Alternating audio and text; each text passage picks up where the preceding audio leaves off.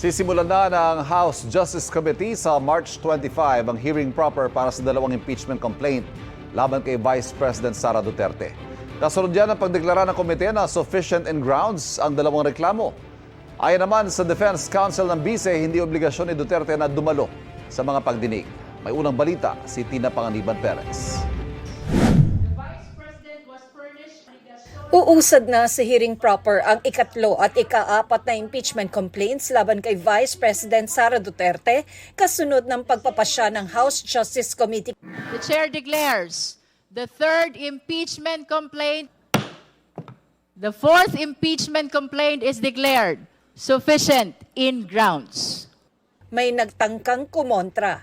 We should have determined the sufficiency in ground before we voted for sufficiency in form and substance. We need to provide him a copy of the rules. Again, the proceeding before the Justice Committee, Honorable Marcoleta, is summarized into 5. And you can confirm this from the rules of impeachment adopted by the 20th Congress. 1 is form, 2 is substance, 3 is ground, 4th is hearing proper, and 5th is the determination of probable cause. After that, we go to the plenary. Basahin po natin yung rules para hindi po tayo nalilito at nang sa ganun po ay maiwasan po natin yung mga tanong na maliwanag naman po sa ating rules.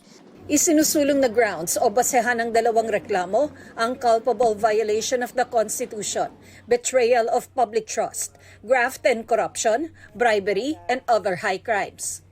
Kabilang sa mga alegasyon ang umano'y maling paggamit ng bise ng kanyang confidential funds, umano'y di maipaliwanag na yaman, at umano'y pagbabanta sa buhay ng Pangulo.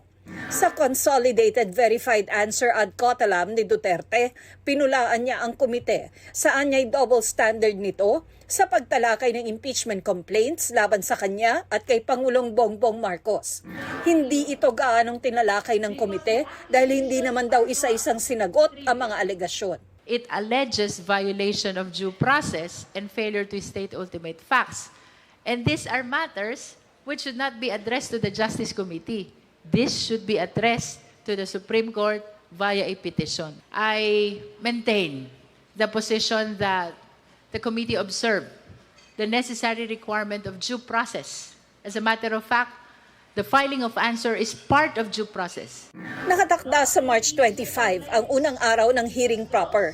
Ayon kay Luistro, bibigyan ng notice si Duterte at ang mga complainant para humarap sa komite.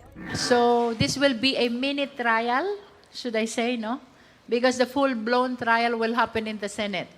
What is important is to give ample opportunity to the complainant to present their witness and evidence per ground.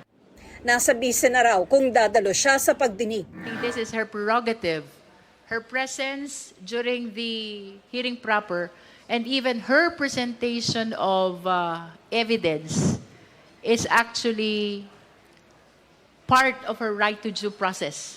Hindi pa tinalakay ng komite ang mga mosyon ni Akbayan Party List Representative Chel Jokno para kunin ng House Committee on Justice ang protective custody sa nagpakilalang dating aide ni VP Duterte na si Ramil Madriaga at sa pagsabina sa mga financial records na konektado sa bise.